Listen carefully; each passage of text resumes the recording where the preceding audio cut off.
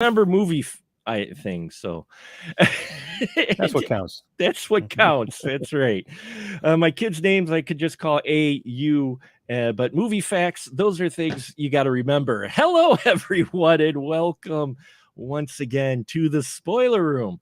We appreciate you stopping by, heading down the stairs, grabbing your favorite drink, pulling up a chair, and talking movie spoilers with us. And tonight, it is the horror of 1988 special. Yes, that's right.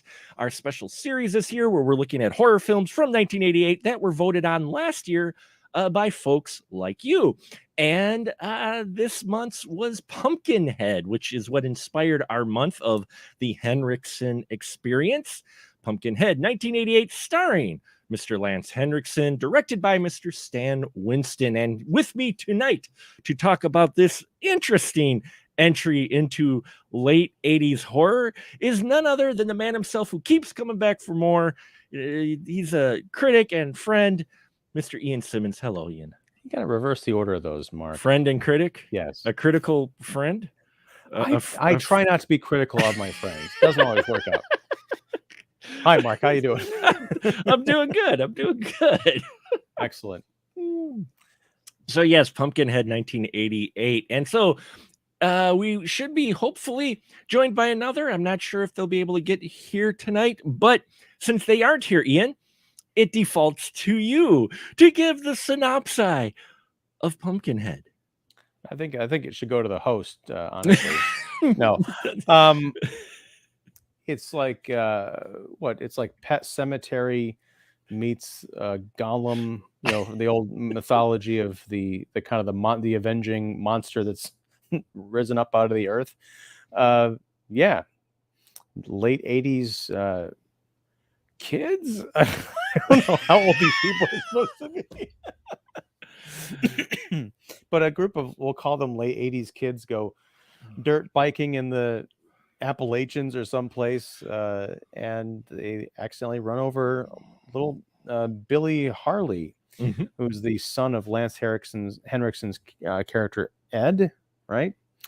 And Ed is very distraught, so he seeks the magics of a local witch who has the ability to conjure up a demon of vengeance, who young Ed saw back in 1957, so like 32 years before this, as a young boy, saw this monster come out and wreak havoc and wreak vengeance on someone else in the town who had done somebody else wrong.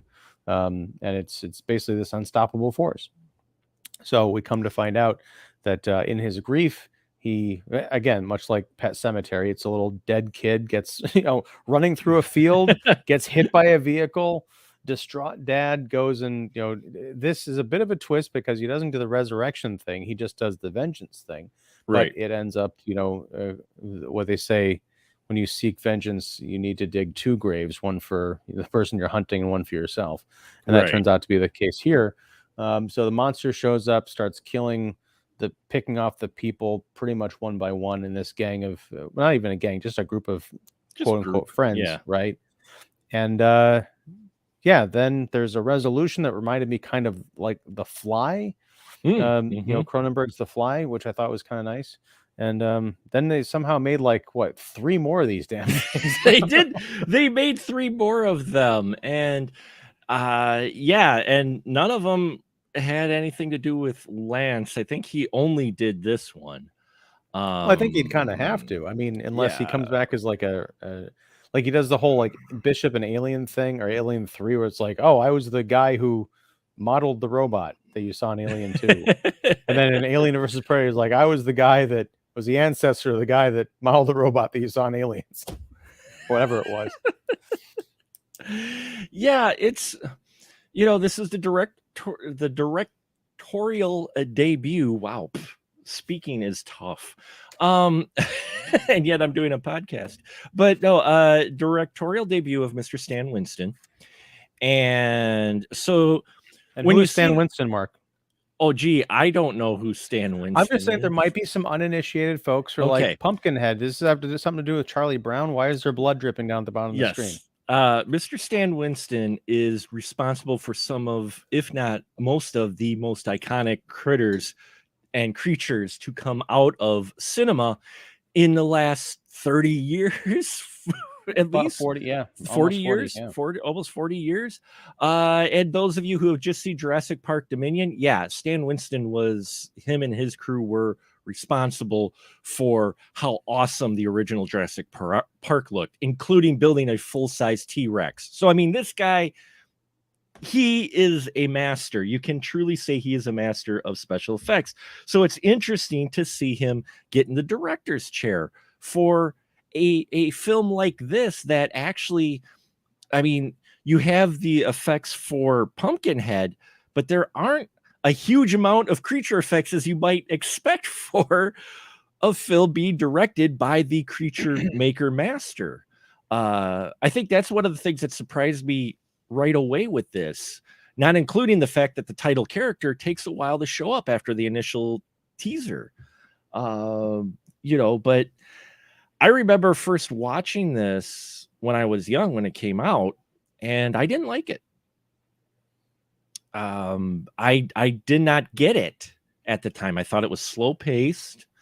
And we're talking 88. So I have been fed by this time Jason, Michael, and Freddy, all the iconic ones that have been, come out. The And same probably year, like Aliens and Hellraiser and that stuff too. Yeah. Aliens, Monster stuff. Hellraiser. Yeah. I mean, we're doing horror of 1988. We talk about it. It's one of the peak years of horror, even though you would think 85. No, 88 had a huge amount of horror, which was what inspired the special series. So by this time in 88, I've been exposed to a lot of iconic horror creatures, but they were kind of not on the way out, but kind of sliding because we've been diluted a bit by sequels and such, those iconic characters. So you had this new wave of iconic horror, somebody establishing as new iconic horror characters. It felt like to me during like 87, 88, and 89. That's why, your Hellraiser, Pumpkinhead, Child's Play, along like that.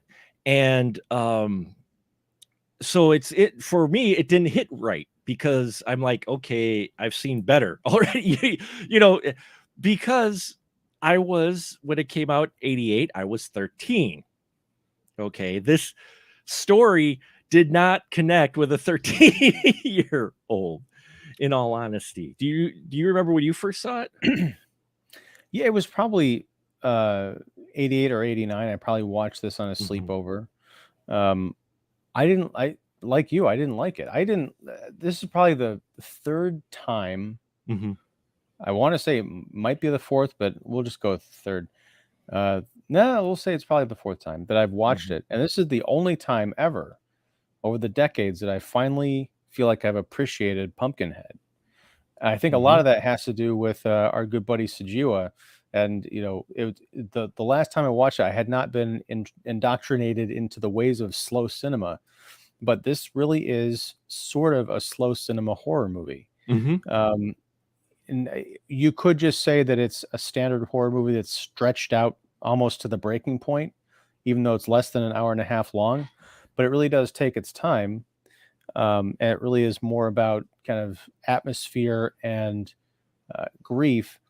And I would say the only flaw I have is that when it does finally become a monster slasher where people are getting picked off, surprisingly, kind of going along with what you said, it doesn't feel like it was made by, these practical effects legends. It's pretty tame. You see like a giant, xenomorph type hand come down from a tree and grab someone and pull them up. And then that's kind of it. You see some shitty dummies falling, shitty dummies. Yes. Right. There are a couple of close-ups of some nice bloody faces, but I'm thinking of other stuff that came out in 88. I'm thinking Nightmare on Elm Street 4, Friday 7, Hellraiser 2, that really pushed the envelope of not only what you could show, but what you could get away with in terms of ratings. Right. And you look at Pumpkinhead, I'm like, it's cute. And that's the thing. If it had been a bit more graphic to really contrast the buildup, which was really kind of idyllic, I think I would have loved it this time. This watching, I really, really liked it. Previously, I've had a hard time just even getting through it. And I'm with you. And I think for me, it hit on a different aspect. I mean, one, yeah, I appreciate, well, I'm not as big of a fan of slow cinema as you are, or Sajiwa. I've seen more of those films, but I think for me more though, going into it again, because it's been years since I've revisited it, because as I mentioned, I'm like you at the couple times when I was younger, when I watched it, I just like, okay, this one I got it more. One, because I've probably watched way many more movies, but two, I'm a dad. I'm a dad. I mean, my kids are older now, but still, when you're 13, and that's what it's interesting, is that this is a horror film, and yeah, you're 13 and you get the idea of, a kid and a dad, but that's actually more of the driving plot of this, of a dad trying to get, handle the loss of his child, and how he's trying to cope with that. That's actually more of the core story than the title character is. And it's unusual, especially if you're 13, going in, oh, hey, Pumpkinhead, I'm going to see lots of pumpkin heads. And, maybe he'll throw a pumpkin and he's going to rip bodies apart. And we don't get him till like, he doesn't get into the swing of things till what, like 45 minutes into this film at least. And by then, teenage me is just like, where's Pumpkinhead gonna show up, But now I'm watching it going, he's carrying around his dead kids. You get that scene because after he goes and gets the grain and the accident happens, the kids run off because the guy who hit the kid is on parole for hitting someone else because he's been drinking. Again, the common 80s theme of drinking and driving. And by the time you're 35 years old, you think you'd have more of a tolerance for it. Yeah, right. These are not teenagers. I'm not sure what age they're supposed to be. They don't play them off as teenagers, but at the same time, I'm like, college, what? Because the one guy is like the brother, the Yeah. younger brother of the guy who hit the dude with the motorcycle, and he's playing like an obnoxious teenager. But I'm like, dude, you're like 27 years old. Yeah, it's that 80s. These are not teenagers, even if they're supposed to be teenagers. They're not. Come on, we gotta call the hospital. Like, what? Your balls dropped? But there's this wonderful scene where Ed shows up, grabs his kid, takes him home, and he's comforting him, and he sits there and he's wiping the blood off it. And the young boy they got to play his son was fantastic in this. Personally, I loved him. It was I forgot who played him, who played his kid. He was fantastic in here though. Who was it? Matthew Hurley. Matthew Hurley playing Billy Harley. Yeah, that's why I was having trouble. Anyway, he was fantastic because the scene then, he thinks, he'll be able to handle his kid. No, he didn't take him to the hospital because they live out literally in the sticks. And the kid head flips back and just goes, Daddy, and it dies. I'm like, oh my God. And I was, it's a really nice moment, but, film critic me undercut myself in the enjoyment of that scene. Oh no. Because all I could think about was when in the immediate aftermath of the accident, everyone's freaking out and they're holding this kid's body and his eyes are open. I'm like, oh man, that's chilling. He died, with his eyes open. Instead of a lot of people, especially kids, you just see them with their eyes closed when they're dead. In movies. In movies, yeah. Ian wouldn't know in real life. That is his disclaimer, and that's what he's sticking to. Anyway, I just happen to like large stocks of lime in my basement. No, sorry. I'm going into a red letter media phase there. Yeah. But no, the problem is there were a number of shots where they would come back to people holding this kid. This is before Ed shows up, and you'd see his face, and you'd see him blinking. I'm like, oh no, this, and I was trying not to like blame anybody because you get the shot that you get, but I'm like, I appreciate that they were trying to go for, oh, he died with his eyes open, but the actor is clearly blinking several times during the scene, but then it turns out later that he's actually alive. Right. I like the moment, but I think this all works better if he's just, if he would have died. Dead. And that's the thing is too, is it actually surprises me until he pretty much says daddy, or, when Ed is carrying his kid into his house, you're still thinking that he's dead, because the way they play it, you're like, the kids aren't paying attention that the kid's dead. They're trying to deny the fact that they've hurt this kid, and you're right. I think it would have been more effective had the kid been dead all along, and dad was playing like, oh no, you're going to be okay. You're going to be okay. And then finally comes to that realization that, I know this sounds cold, but it's a simple fact though, that he is dead. But even after that now, then dad is remembering Revenge Pumpkinhead, of seeing him as a kid. He's like, oh, I'm pissed. I'm going to take care of things. So he takes his kid up into the sticks to legit Deliverance Hillbilly land. It's like something out of like the Dust Bowl meets like Pigpen from Peanuts. I mean, these aren't dirty people, they're dirt people. I mean, they are dirt people. I mean, they're pig farmers at that. They're very unfortunately very poor folks who live in the mountains, because they talk about being in the mountains. And they capture the griminess. It reminded me a bit of the film that came out many years later, the setting for Jugface. If you've ever seen it, it's another one where it's kind of that backwoods type horror, where it was a similar type of a town, community. It's not really a town, it's a community of shacks and homes, in that, at least here in Pumpkinhead. And I kind of like that, quite a bit, because it kind of gave a not so much, it kind of gave it that feel, almost like, even though they're not in New Orleans and you're dealing with voodoo, it had that same kind of vibe, only instead of going out to the swamp to talk to the people who live out in the swamp and whatnot, and who know voodoo and magic, here we've got mountain magic lady. Yeah, and I think one of the things I like about this, and it's weird because this was based, they say this was based on a poem. I don't know if it's, I didn't look it up, or I didn't have time, but I don't know if it's the rhyme that they were kind of like taunting, Billy with, in the, or not with Billy, it was one of the other like dirt kids at the flower stand, or the vegetable stand.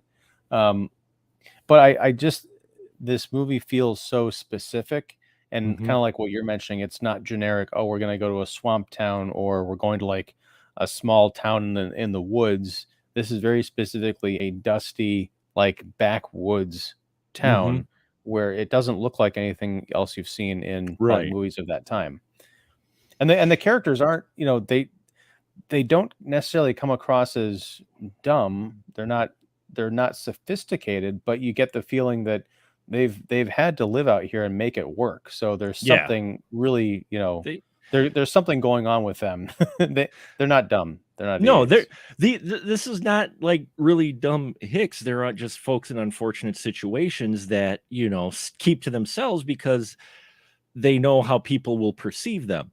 We see them earlier on. The actually young kids see them because the truck drives up to Ed's shop when before the accident, and the kids get out of the back, and they're harassing the one child, and actually scare one of the townies, people from town, with the Jugface poem.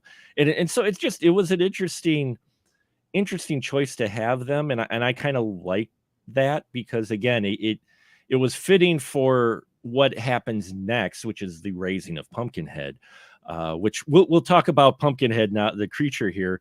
But first, we got some comments here from Infobomb. He is with us. Hey, and Robert, he says he admits he's thinking it is a mite slow, which it is. I appreciate it more now than I did. And he goes, "Don't forget Winston's follow up to this: a gnome named Norm." Didn't see it. Yeah. No, we can forget that. And he says, well, in Star Wars, Vader breaks the Rebels captain's neck, but his arms move voluntarily when he is thrown. Well, yeah, he does. But I mean, we could get nitpicky with a lot of the way folks' films are. I mean, I think if he were dead, his arms would be pretty limp. He still had some it was a fresh neck breaking, so the nerves were still there for the arm. You could justify it that way. And yes, I was referring to Jugface, which is actually a solid film, folks, if you haven't checked it out. And then he says, speaking of voodoo, wasn't Wes Craven's Serpent and the Rainbow rather low tech? It was. It was, again, a film. And that's why I mentioned, how this community, this backwoods mountain community felt like those type of communities we've seen in horror films involving voodoo or magic or whatever that involve raising the dead, in that they are low tech, for lack of a better term, backwater towns, not because the people are backwater, but just the situation and the setting that they're in is, and he meets up with the lady, which is, I think, the oldest lady I've ever seen in a movie until Titanic. They could be sisters. The egg. And hey, Stan Winston and Jim Cameron, there's a relationship there. Maybe there's the Pumpkinhead cinematic universe culminated in Titanic. Titanic is technically Pumpkinhead 5. Man, now I want to see Pumpkinhead on the Titanic. Oh man.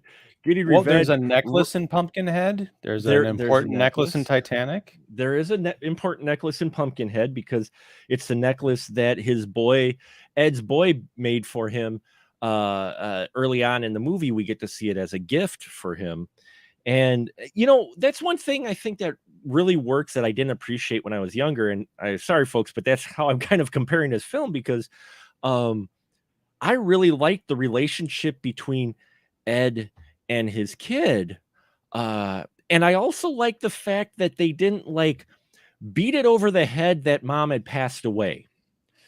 Mom's not in the picture, and it doesn't really come into play like in some movies where you would have him staring at his wife's picture. You'd have that scene specifically, or he's taking a drink while he's looking at his wife's picture, and oh, son, we got to go to the store. No, the first time we see these two, he's interacting with his son. They've got a good relationship going on. He's being a good dad. The kid helps at the shop, and you're like, okay, where's the mom? But at the same time, you're like, well, maybe she just left. It's not till later we find out she did actually die. But I like the fact they didn't beat you over the head with it. Yeah, I mean, that's the thing, is I don't think she isn't mentioned until he's here at the grave. Mhm. And I was looking at the date on the headstone. I want to say it said 1978. Yeah. Which means she could have died during childbirth. Right. And that, it's one of those kind of, it's almost like the anti-nitpick. We're talking about the kid, with his eyes open and everything. If you're looking at, a headstone, you can get distracted by it, but in a good way. Because oh, maybe this is telling me a story without having someone write very obvious kind of patronizing dialogue around it. And you can see the grief in, this is one of the finest, I think, performances I've seen Lance Henriksen do, because he's given a chance to be very nuanced and also kind of scary towards the end, but he plays the full range. And the bit we talked about with Ed and little Billy's body in the bedroom, the light is pouring in through the window. There's some kind of almost like a mist towards it. It's beautiful. It is. And it's contrasted with later when he goes to meet the old witch. That is also the same tones, except a harsher palette of oranges, where he's going from the idyllic to the hellish. He is being damned in that scene where he makes that agreement. And she is I don't like Pumpkinhead as a design, because I think it looks too much like latter era xenomorphs. Specifically, it looks like the xenomorphs from Alien Resurrection. It's like that weird snaggletooth that it's got. But the makeup on the old lady, I thought, was fantastic. Everything from the wrinkles, they're not overdone. They don't look fake. It's lit well, so it's believable. Also got the whiskers everywhere, coming out of the nose and the chin and everything. They really thought about this character, and she's creepy as hell. And I want to know more about her, but they don't give us, again, bunch of cheesy dialogue about like how she was a witch and she's reviled by the townsfolk. We get the picture because the old man that helps, that directs Ed to her, he's like, I don't know what you're talking about, old lady. What do you mean? It's not until Ed peels back the cover discreetly to show his dead kid that the guy's like, oh shit, all right, I know what this is about. Go up to Spoken Oak Holler or whatever, and she's down at the end of the road. Yeah, it's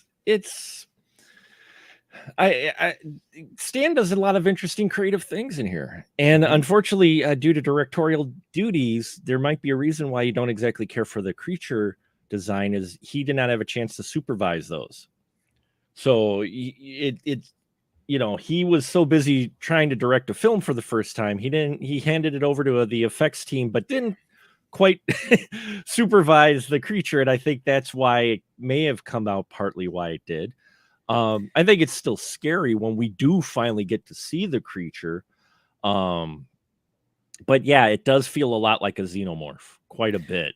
I mean, Tom Woodruff Jr. is also credited as being on the effects team, and he was heavily involved with, he was the man in the suit for some of the Aliens pictures, and I think he worked on the effects too. That's the thing, is it's a good costume. I mean, it's a good prosthetic. It looks great. It's well sculpted and everything, especially during its birth scene where it's standing up and you can see its kind of bodies and muscles expanding. I think that's all done through trickery and sound effects and lighting, but you almost feel like you're watching it grow beyond these weird proportions as it rises up and becomes like 9 feet tall. It's a hell of a birth scene. I love the fact that when it's dug out of this pumpkin patch tree stump grave, it's in this like ratty old worm-ridden burlap sack. And it comes out almost like a demon embryo, and then it grows into this thing.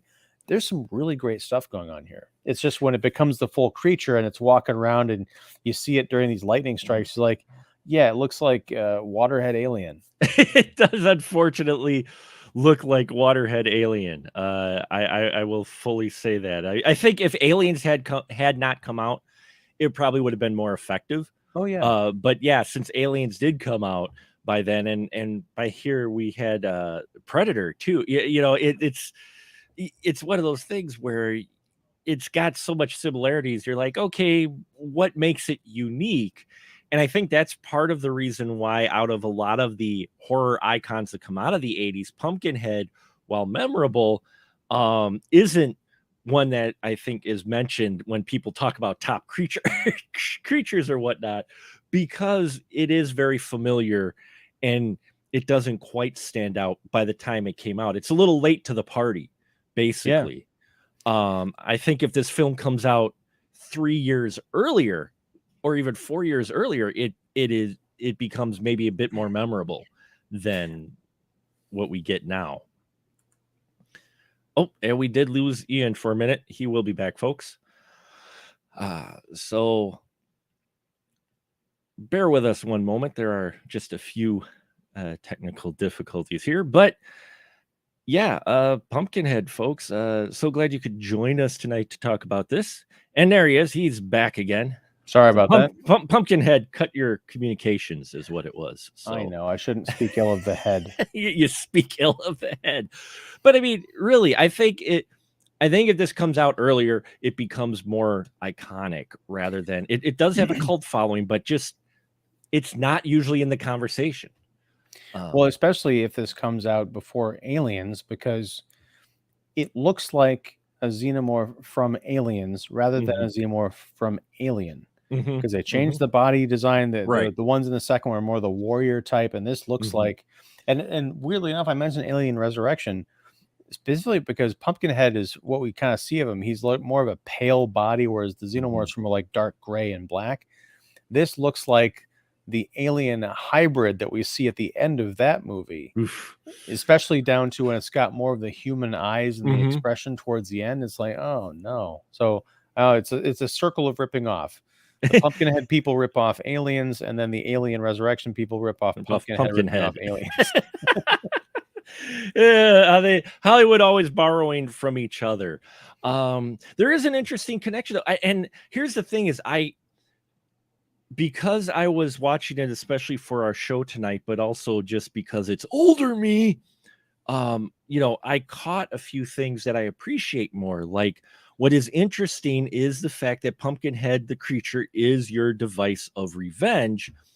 And of course, like a lot of these stories go, immediately after the main character has released the whatever for revenge, they regret it. And here, though, they regret it more because they do an interesting thing to where Ed is attached to Pumpkinhead. So when you release Pumpkinhead to do the revenge and do the killing, you experience Pumpkinhead killing the victims, which I like that bit of a twist. Yeah, it's nice. It is kind of like a step beyond. I keep bringing up Pet Sematary, which came out a year after this, but Right. it's hard to get one movie out of your mind when you've seen it.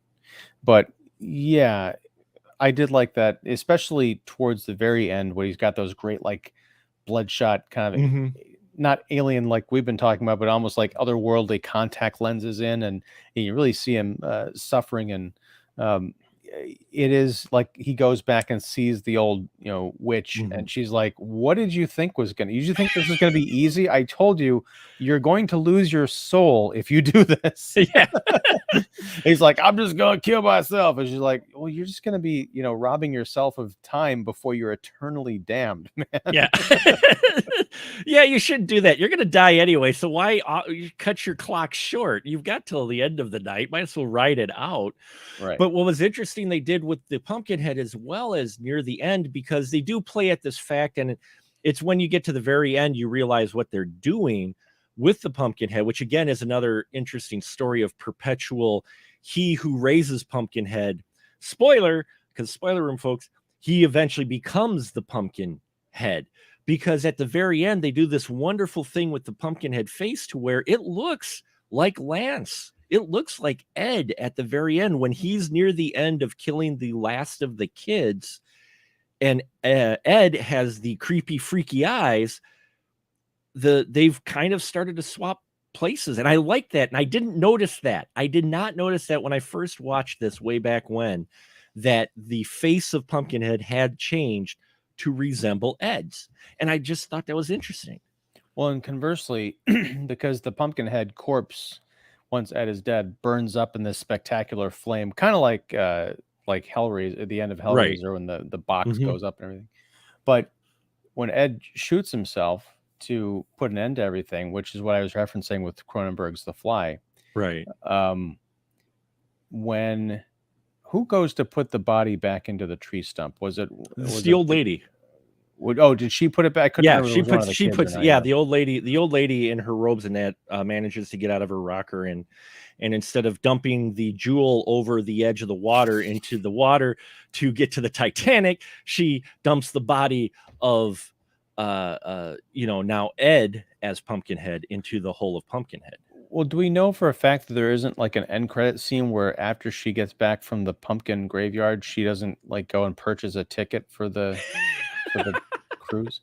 No, anyway, but no, when she's putting, I actually rewound this, but when she puts the body into the tree stump, I was like, it looks kind of like Pumpkinhead, but it's got this tuft of black hair. And I think it's somehow Ed's body had begun to revert into the Pumpkinhead state, like what you're kind of talking about. So the demon form gets blasted back to hell, but the thing that's left on Earth, because it's been tainted, sort of becomes this vessel state, which is it's a very cool visual, and it does kind of leave things open for another film, and also again causes you to imagine like, oh, this used to be other people, like how long has this been going on? And well, given the age of Haggis, the hag, it's been going on a long time, and she warns people. I love that. She's like, no, you don't want to do this. Just bury your kid. Just go home, bury your kid. You don't want to do this. And he dumps all of these silver coins, which I guess Lance Henriksen actually went around to like antique stores and other places and collected those coins himself. Those were prop coins. He went and got them, apparently. That guy's committed. He is committed, and that's why we like him quite a bit. Yeah, it's an interesting character and story, and it's actually a great way. And we mentioned there were a number of sequels, but that's a great way to end the film yet leave it open for a sequel, because okay, so this body now will become Pumpkinhead, if you do a sequel, but it doesn't have to be Ed at all. It'll just look like Pumpkinhead again, only Right. maybe with the necklace from his kid around his neck. But again, there's a number of unspoken things that I liked in this film that later on films that try to do something similar, you get exposition. But here we don't. They let you put at least a few pieces together of what is the mythos with Pumpkinhead. Yeah, and it's part of the problem that I have with this movie. We've been talking about it for 35 minutes now. Yeah. And aside from introducing them as a plot device, we haven't talked at all about the kids, the victims, the dead meats. Yeah, the dead meats. That's a good way to put it. I think that might be in like a Roger Ebert term when he would review like 80s slasher movies specifically. They'd be called. You refer to the teenagers as the dead meats. Yeah, I can that was see either that. him. I know he referred to the genre as the dead teenager movie. Yeah, I believe it. Yeah, but I mean, like Jeff East, as Mr. Robert Baum mentioned in another comment, he played. Was that, if I have this right? Wait, I want to make sure I do get that right. Yeah, he was young Clark Kent in the original Superman. Yep. Robert actually mentioned and brought that up to me offline. He mentioned to me in a chat that in Superman, they actually had blended his voice with Reeves to make it sound more like Reeves in that one. But in this one, we get his original voice. Yeah. Wow. I never knew that. That's crazy. Mm-hmm. But yeah, now I got to go back and watch. I just watched that like a few months ago with my son, but I want to watch it again. But yeah, I mean, there's an interesting dynamic because there's like the older brother who's like the bully and the drunk, and he's kind of like leading everyone around by fear. But I think that works if you cast 18 to 22-year-olds, like kids are either in high school or college, because frankly, all these people look like they are way too old to be being led around by anybody, especially a guy who wants to go fucking ride dirt bikes for fun. Not that there's anything wrong with riding dirt bikes, but at a certain point, you're like, yeah, we're just gonna go over to the bar, dude. It does feel like that, and it's a little hard to get behind it because they do feel like they're adults. They're not just college kids. They're just a group of friends out like post college, especially the a-hole who is the guy who runs over the kid and who bullies pretty much this whole entire group, including his brother. And yeah, there's a reason why we spent a lot talking about Ed and his kid and Pumpkinhead, because these kids really are just the plot device and they're the body count. There's really no establishment outside of the one alpha male guy who's got the record who hit the kid. There's really no clear dynamic. They try to do something with one of the characters who has gone into a comatose state almost, but who's very religious, has the cross around her neck, who her boyfriend tries to use the cross to get her out of her shock, which it doesn't go so well, because right after that he gets to be the aced by the Pumpkinhead. Right. And I feel like there's some missed opportunities here because it's a demon, right? But it's more just kind of like generic horror movie monster, except during the scene where he gets a hold of the religious girl, whatever her name is, and he actually scratches a cross into her face before he kills her. And that's very interesting because that's sort of a cruel, hellish thing that you would imagine a demon doing, kind of playing with its food. But you also don't necessarily get any signs of intelligence out of this thing. It's mentioned early on in the movie that it's very cunning and crafty and whatever, but it just looks like a giant dumb monster. It's very good at stalking, but I don't get the sense that there's much going on in that giant pumpkin head of his. Well, and the kills themselves for the most part, as we mentioned, are a lot of big hands grabbing shitty dummies, but surprisingly, the kills in this are a little anticlimactic in that mostly he's breaking necks and not, I mean, there isn't like taking those wonderful claws and like just pulling entrails constantly out of someone, or doing stuff like that. Most of these kids get off fairly quick for a what's supposed to be revenge and horror. He dispatches most of them fairly quickly. Yeah, and even the bully guy, like after he's dead, there's a weird shot of him sitting over his, almost cradling his body and doing something with his neck. I thought he was going to rip his head off and drink the blood or something, Yeah, but he just keeps like, plays with it. yeah, I'm He's like, just what yeah. is that? Yeah, and I think that's part of what, might take away from it too, is that you've got the other monster and slasher films that had come before it that were a bit more in fact, I mean, that's one of the tropes for a slasher film, is how creative can you get the kills. That's why Freddy and Jason are, I think, even, more popular than Mike Myers, because when it comes to creative kills, Freddy and Jason probably rule the roost. With Michael, later kills, yeah, but I mean, Freddy and Jason get pretty creative early on in their slasher careers with the creative kills, and that becomes kind of the slasher trope. And this isn't really a slasher film, but still, at this point, horror fans are looking for those gory kind of, and considering how grimy this film is and how visceral and dark the film is, and I'm not talking about just visually, just the the subject matter, you would think you'd get more violent kills. I know it sounds bad going, damn it, I want more brutal kills, but I mean,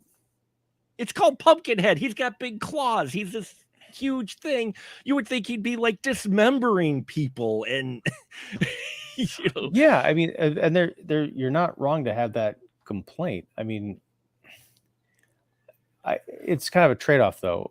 Mhm. Let's just assume that you can either have a lot of, because I don't know what the budget or the time was of this timeline for making this movie was, Mhm. but would I rather have sacrificed some of the really nice, moments and visual shots and kind of character beats, characterizations we get of these hill people for Friday the 13th Part 7 style, dismemberments? And the answer is Right. no, because it's the weakest part of the movie is fortunately the last like 20 minutes when everything kind of goes to hell and people are being offed left and right.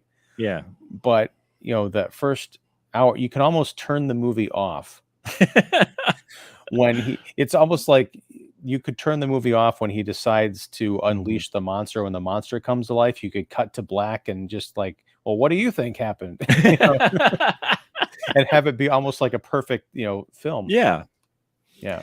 Yeah, you could almost. I mean, and it sounds sick or whatever, but I mean, you're a horror fan. That's what you're kind of looking for, that escapism, that kind of extra brutality and such, that visceral stuff, especially what you've been exposed to by 1988. So to not have that, and especially with it being directed by Mr. Monster, Stan Winston, I mean, it's just, I can understand why. Now, when it comes to it, it's like you mentioned Pumpkinhead. Yeah, it's cool creature, but there is a lot of cool things in here, except for our meat, our victims. Those guys you don't care about. They try to build some, thing. You have two of these friends who really are upset and want the badass guy who did the accident to turn himself in, and they play that angle, and supposedly the guy has a turnaround of faith because he lets them go after he trapped them in a room for a while and that. But by that time, you really don't care. Though people will recognize, we mentioned Friday the 13th, the cabin that they are in is the Jarvis cabin from Friday the 13th, the final chapter. Really? Yes. Nice. I didn't pick up on that. Yeah. There's something familiar about it, but wow. It's the camera angles. We never get to see the staircase. If you notice, you get the picture of the kitchen area and you get the picture of, the living room from the angle, but we never actually see the rest of the house, which probably would give away that it's from from the final chapter. One thing I loved about that older brother is when his younger brother comes in and he's trying to like talk some reason into the guy, is like, look, there's still time, we could get him to the hospital or whatever. look, man, I'll even say that it was me on the dirt bike that, killed the Right. kid. There was an accident. And the older brother says, no, we're not doing that. And there's like, in my mind, I'm thinking, he's thinking, look, I might be an alcoholic, accidental child murderer, but I am not a liar, sir.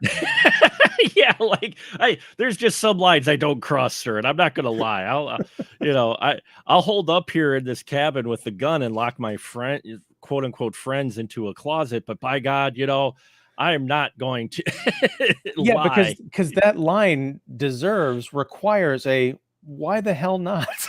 Yeah, right. At this point, why the hell not? But it's bad.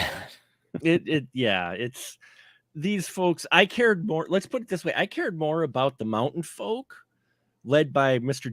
George Buck Flower, who shows up in here. He's Mr. Wallace. He's kind of the head of the community, and the kids he's taken in this backwoods community.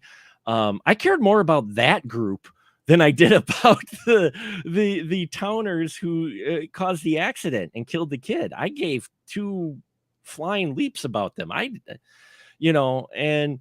it's interesting because we're talking about the period that it came out, which is kind of why I wanted to do this series.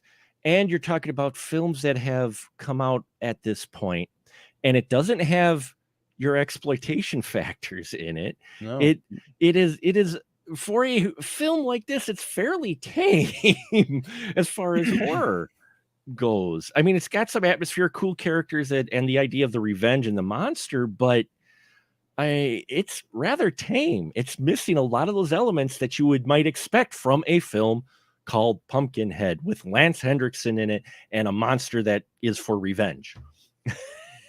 Well, I mean, there's no nudity. There's not a whole lot of like swearing. There's no graphic violence. So it really doesn't kind of fit in with the other movies of of that year. But I think I like that. It feels there's something kind of classic about it. Yeah. No, and I'm not complaining. I'm just saying that, putting it in the context of 88 when it came out, because watching it again now, I appreciate it more. And I go, there's a lot of actually cool stuff in here. So why isn't it, that's kind of the approach I wanted to take tonight too, is why isn't it quite up there in the discussion with a lot of the others? And I think it's because of some of these factors were missing. And I don't think it's a bad thing. It was kind of interesting that this type of film didn't have those elements. And like you said, had more of the classic monster feel to it, almost a Frankenstein type of feel. Yeah, and there's some real artistry here. Like there's the scene. Wait, I wrote this down. Sorry, I don't mean to. No, go ahead. I also laughed earlier, and I didn't get to tell you because you were talking. I started like laughing. Oh, my apologies. I wasn't laughing at something you said. It was just that that's okay. I was thinking, wouldn't it be great, because we just had Father's Day, a great Father's Day double feature of Pet Sematary and Pumpkinhead. Yes. And then I was thinking, someone needs to make a Father's Day card that just has the Creed family and the Hurley family on it. And on the inside, it just says, Dad, I know you'd do anything for me. Happy Father's Day. Hallmark, copyright, spoiler room, Ian Simmons kicking the seat. There you go. That's a Father's Day card right there. I'm going to have the two little kids. Have the two little kids, the kid from the Hurley, not the whole family, even just the kid of the Hurleys and the kid. Yeah. Yeah. Oh, wow. Let's see. Oh, I was going to say the bit that made me laugh, because there's a great scene where there's an old kind of burned out church that's the kind of centerpiece of the climax, and Pumpkinhead kind of comes in through the archway of it. And as we're tracking along, we're actually behind a rickety burned out wall. Whereas, naturally you'd think, oh, this should be on the other side where you can actually see the creature, but no, we're seeing him kind of like moving along, but we can't. It's like the Jaws effect. You see him, but you don't see him. But no, what I thought was funny is Bunt. I think that was the name of the hillbilly kid who ends up kind of befriending and helping out our two survivor kids. They go to this church and it's all fucked up. And he says, 4 years ago, they tried to start a congregation out here. Didn't work out, I guess. I'm like, yeah, it's a burnt out shell. What the hell happened with these people? That's what I mean. I found the environment and the community this bad. There's a whole story here to be told. Like Jim Jones shit, or like, oh, maybe one of them resurrected a pumpkin head and then it exploded and took out the church.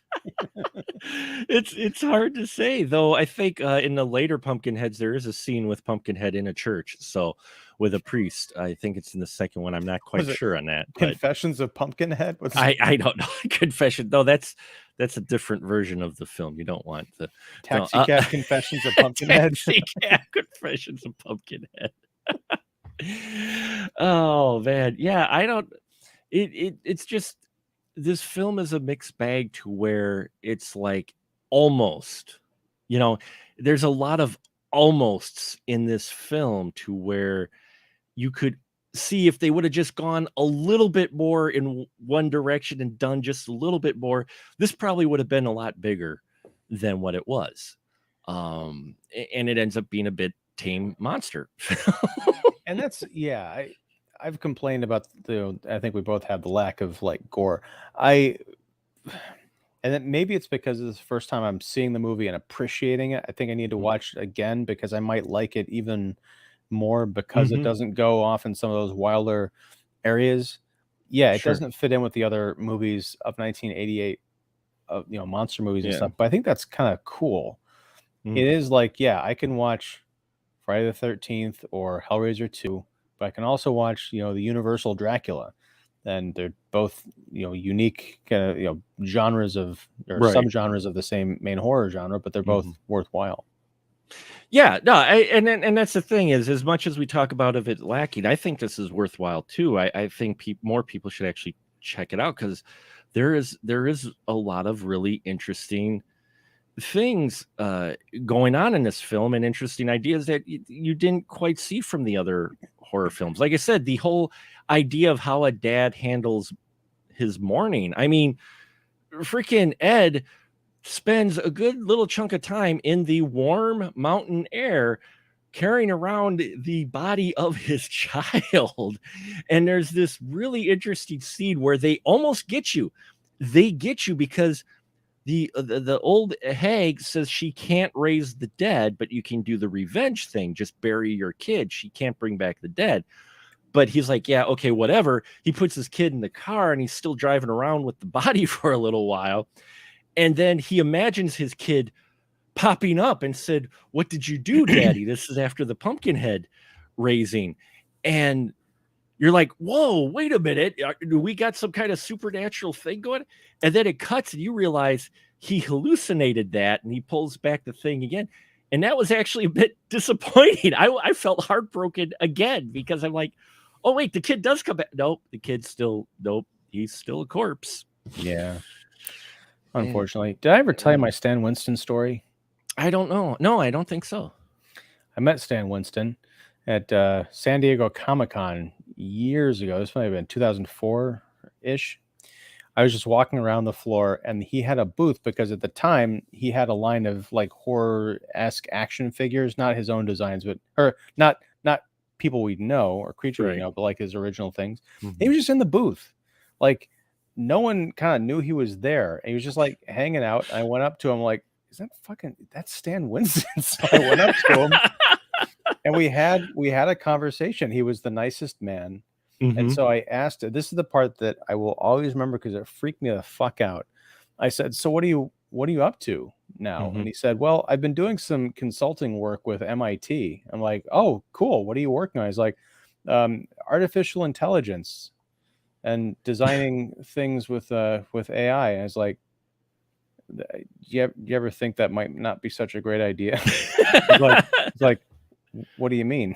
I was like, nothing. And I thanked him and I walked away. I'm like, you did watch The Terminator, right? You designed one of the most classic, iconic bad guys ever. Yeah. So it was fun. Oh, and Robert Bob mentions he had heard that Linda Hamilton once time went incognito at conventions. Actually, a lot of actors and such will do that. Either get into some kind of costume or whatnot, just to walk around so that they can enjoy the convention without being swarmed by millions of people being asked for, whatever. Uh, so, yeah,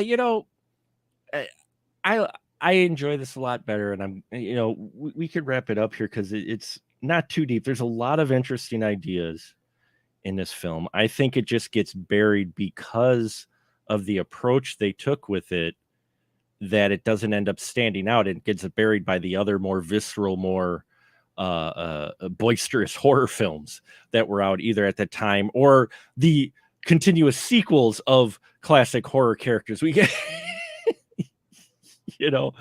that were still coming out at this point.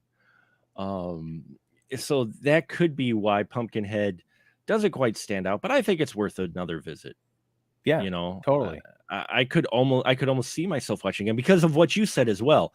Lance really brings it in this film. This is one of his best performances in this movie, quite a bit. You feel like it's not Lance Henriksen. You feel like he's this kid's dad, and he's just doing whatever he can to, get some old mountain revenge, and then regretting it right after.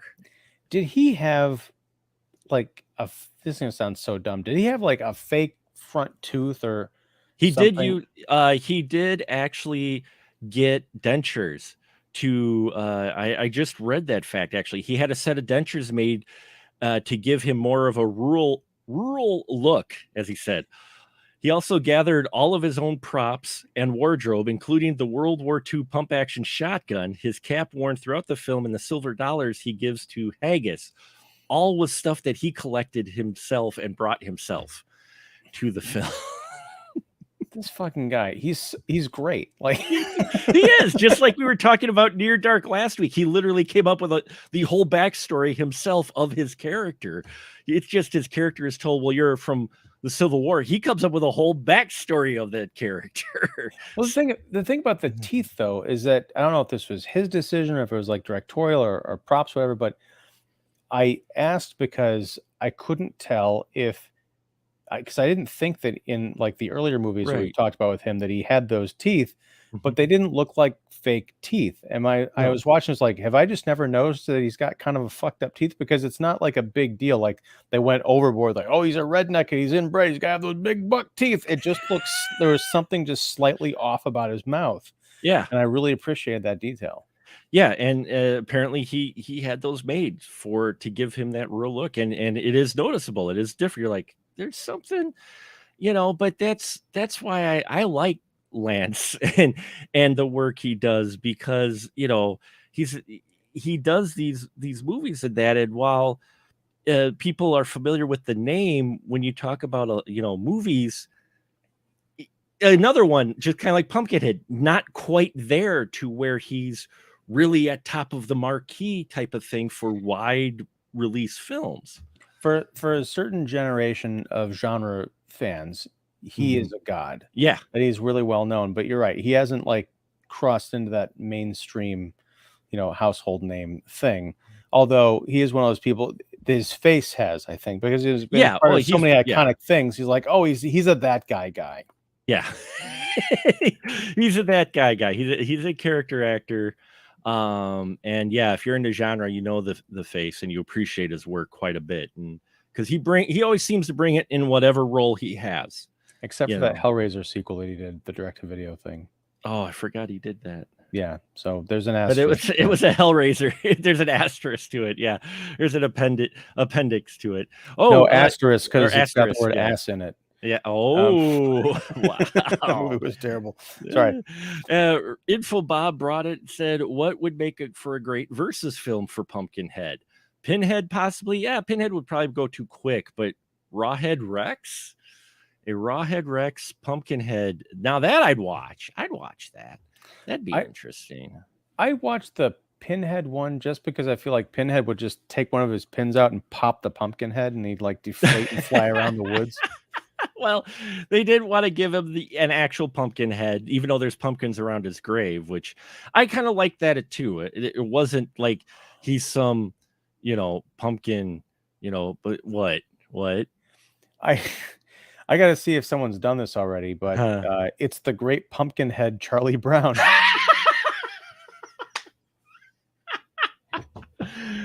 Oh wow, Charlie Brown has had enough of everybody's shit, and he decides to raise Pumpkinhead You in got order Lucy as the to. old crone and fucking Linus underneath a blanket with flowers on it or whatever.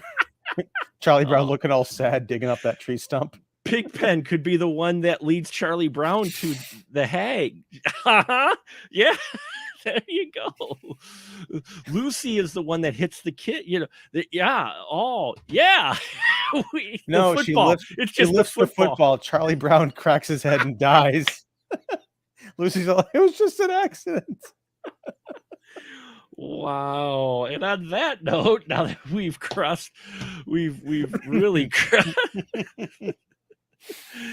Oh man. Yeah. So now I want to see that though. Now I really want to see that. There you go. Well, thank you, Infobomb. He's got a couple other quotes here. He says, "Don't forget Dog Day Afternoon and Prince of the City," and for Henriksen, and yeah, or maybe Aliens. Oh. Winston designed for Invaders from Mars remake, or did anything from Canon Film wind up getting trashed? Yeah, you could versus with Pumpkinhead for pretty much just about everything or anything. I'd love to see a versus movie with Pumpkinhead, though. I wouldn't want to see Pumpkinhead versus Evil Bong. Yeah, I brought it up just for that look. Just for that look. It was so worth it. Now I know how you feel every time I mention Freddy got fingered. Mark. There you go. There you go. Oh, and Infobob says Lucy gets run over and everyone is happy. No need for the demon. The bitch is gone. Wow. Infobomb, it sounds like you have a few issues with Lucy that who doesn't? I mean, Lucy's parents hate Lucy. That's what we're dealing with here. That's true. So what would Peppermint Patty be? Never mind. I'm writing this movie in my head now, and it's scary, and I don't want to go to that place. Peppermint Patty's the one that gets the cross etched in her face. There you go. Yeah. There you go. There you go. And on that note, we will wrap it up, folks. Hope you enjoyed this episode of The Horror of 1988. I'm glad we got to do Pumpkinhead and that it got voted on because, it was worth a revisit, and I appreciate it a lot more than I did when I first saw it. I enjoy it a lot more. Not as slow as I remember it as a teenager. It's still a slow, but it's interesting. And again, looking it through more experienced eyes, I have more enjoyment for this film. Even if you don't get a whole lot of Pumpkinhead, there's still really some cool things going on in it, I think. This is one where I would love to see someone maybe give it a slightly updated story, do an updated version of it. I think you could with this one and get away and take some freedoms with it a little bit more, and give it a little bit more spice to it, maybe. Yeah, I'm kind of there with you, but I dread to think what someone would do with a Pumpkinhead remake. I think they'd learn all the wrong lessons for it and just like head straight for the gore and probably the nudity and leave all the storytelling aspects on the cutting room floor. But I'm there. I'd like to see someone do something like new with this. Not necessarily like Pumpkinhead 6 or whatever. No, and the way the story is, you could get away with it. I mean, you don't necessarily need to have really any connection outside of a stump. It could be, a relative of Haggis, or you do enough makeup, you could still be Haggis. Who knows? She's just a lot older. Get Lance Henriksen to play the old witch. There you go. There you go. There you go. There's your cameo right there. And is the sequel any good? The sequels are interesting to Pumpkinhead. They fall a little bit more, if I'm remembering them. It's been a long time since I watched them. I did watch them all like once. They do fall more into more of the horror tropes than this one. I think there's more gore in them, and where they go with it is a little bit more of your standard formula with the sequels, and they don't quite have the story or the performances that you have in this one, though, because there's no Lance with it, and I mean Roger Clinton is in it, but are there other reasons for Roger Clinton? Wow. Again, I'd say if you're a completionist or whatnot, you can watch it. It's interesting when they take the story, but they kind of lack the one thing that this one has. I think I like the sequels when I was younger more because they had more of the standard stuff to them.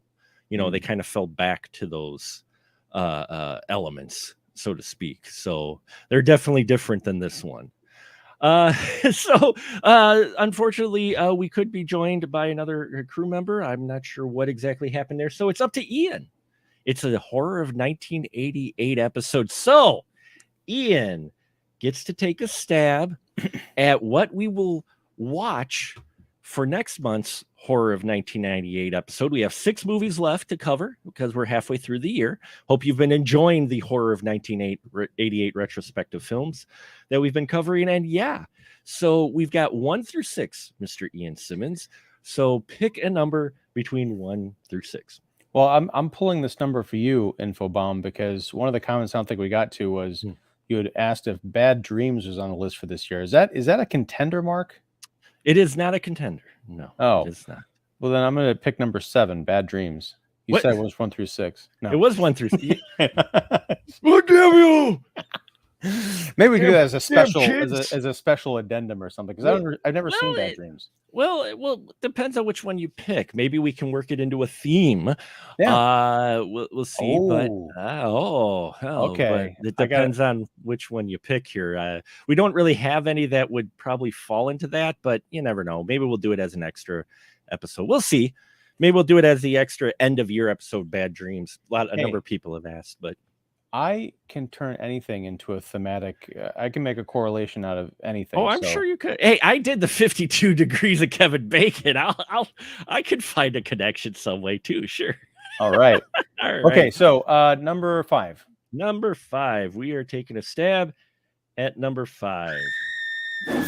Stab away. And oh yeah, folks, July is concert season. So what better movie to celebrate concert season than with Black Roses? Black Roses Rock and Roll Horror is next month in July. And I don't know what that is. You don't know Black Roses? No. Oh. Is like a Guns N' Roses this is gonna be a fun month, folks. I'm already writing the theme in my head. I don't know if I can work Bad Dreams into it, but Black Roses is rock and roll horror, folks. Oh yeah. We might work Trick or Treat into an Infobomb. I'm putting a movie list together in my head now. Look for an announcement later this week. I'm going to come up with the theme and I'll post it on the website, specialmarkproductions.com. And I will announce it at our next episode next week, which will be the horror show, which I do believe is streaming somewhere. I do have to find it.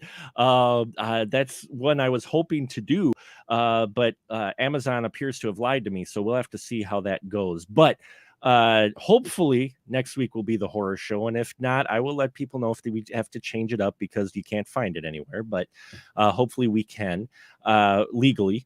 And we'll see. If not, I've got a substitution idea. Oh, you do? Bad Dreams. Yeah, I knew you were gonna go there. Yes, Infobomb, Trick or Treat is rock and roll horror. I'm putting together the list. You'll just have to wait. And we'll see what shows up on the list for next month. So, and that's all she wrote for this episode. So, as always, a license to shill. Mr. Ian Simmons, the floor is yours. Please let people know about your stuff.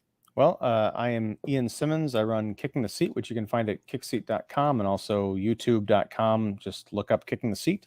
Do movie reviews and interviews and roundtables and all that good stuff.